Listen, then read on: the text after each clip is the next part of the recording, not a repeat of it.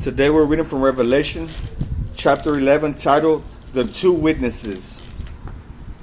Then I was given a measuring stick, and I was told, go and measure the temple of God and the altar and count the number of worshippers. But do not measure the outer courtyard, for it has been turned over to the nations. They will trample the holy city for 42 months, and I will give power to my two witnesses, and they will be clothed in burlap, and I will prophesy during those 1,260 days. These two prophets are the two olive trees and the two lampstands that stand before the Lord of all the earth. If anyone tries to harm them, fire flashes from their mouths and consumes their enemies. This is how anyone who tries to harm them must die.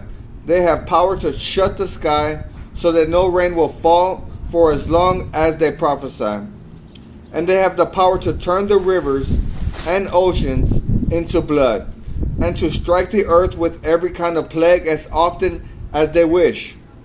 When they complete their testimony, the beast that comes up out of the bottomless pit will declare war against them, and he will conquer them and kill them, and their bodies will lie in the main street of Jerusalem, the city that is figuratively called Sodom and Egypt, the city where their Lord was crucified.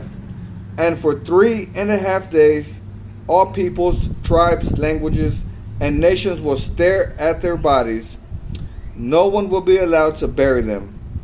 All the people who belong to this world will gloat over them and give presents to each other to celebrate the death of the two prophets who had tormented them. But after 3.5 days, God breathed life into them again, and they stood up. Terror struck all who were staring at them. Then a loud voice from heaven called to the two prophets, "Come up here." And they rose to in heaven a cloud as their enemies watched. At the same time, there was a terrible earthquake that destroyed 1/10 of the city. 7,000 people died in that earthquake, and everyone else was terrified and gave glory to the God in heaven. The second terror is past, but look, the third terror is coming quickly. And I just want to encourage you with this word today. Seek Jesus with all your heart. Seek him today, seek him now, before it's too late.